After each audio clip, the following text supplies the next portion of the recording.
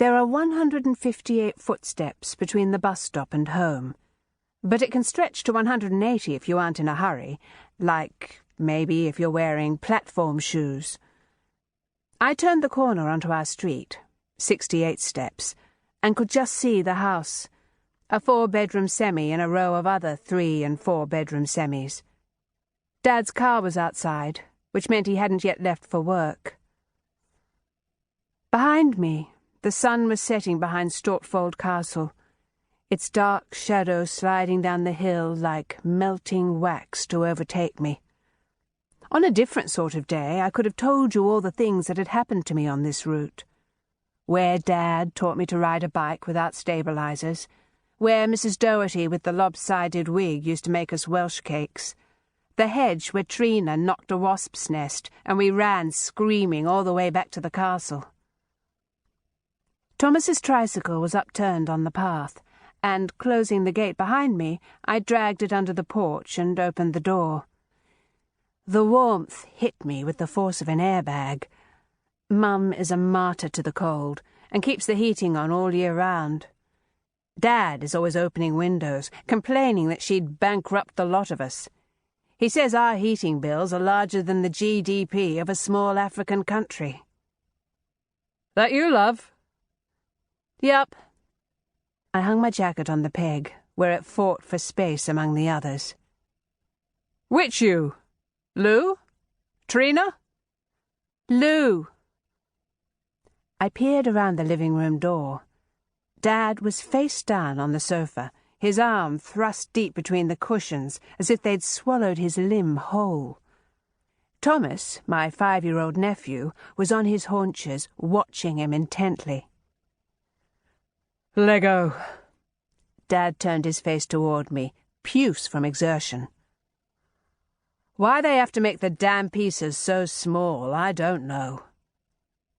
"Where's Mum?" "Upstairs." "How about that? A £2 piece."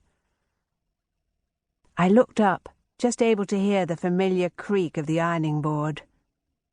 Josie Clark, my mother, never sat down. It was a point of honour. She'd been known to stand on an outside ladder painting the windows, occasionally pausing to wave while the rest of us ate a roast dinner. "Will you have a go at finding this bloody arm for me? He's had me looking for half an hour and I've got to get ready for work." "Are you on nights?" "Yeah. It's 5:30. I glanced at the clock. "Actually, it's 4:30. He extracted his arm from the cushions and squinted at his watch. "Then what are you doing home so early?" I shook my head vaguely, as if I might have misunderstood the question, and walked into the kitchen. Grandad was sitting in his chair by the kitchen window, studying a Sudoku. The health visitor had told us it would be good for his concentration, help his focus after the strokes. I suspected I was the only one to notice he simply filled out all the boxes with whatever number came to mind. "Hey, Grandad." He looked up and smiled. "You want a cup of tea?" He shook his head and partially opened his mouth. "Cold drink?" He nodded. I opened the fridge door. There's no apple juice. Apple juice, I remembered now, was too expensive. "Water?"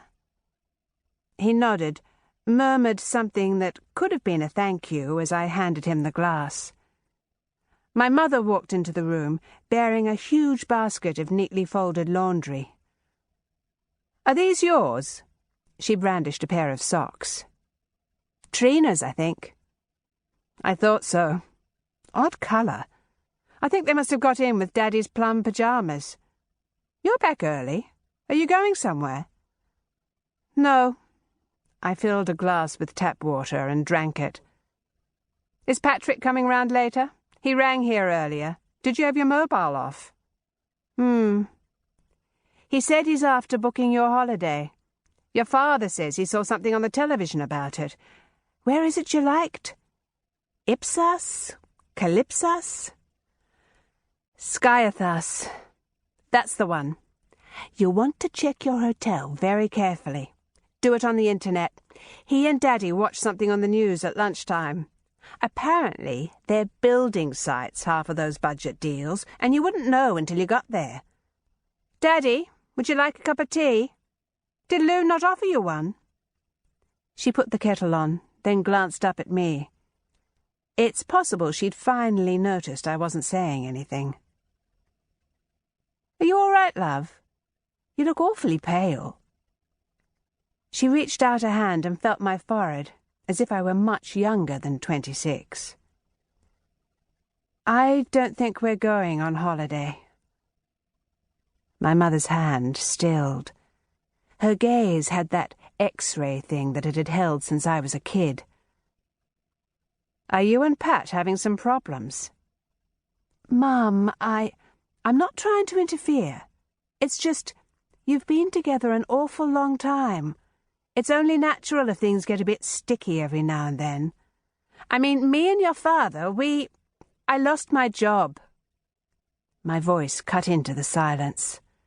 The words hung there, searing themselves on the little room long after the sound had died away. You what? Frank's shutting down the cafe. From tomorrow.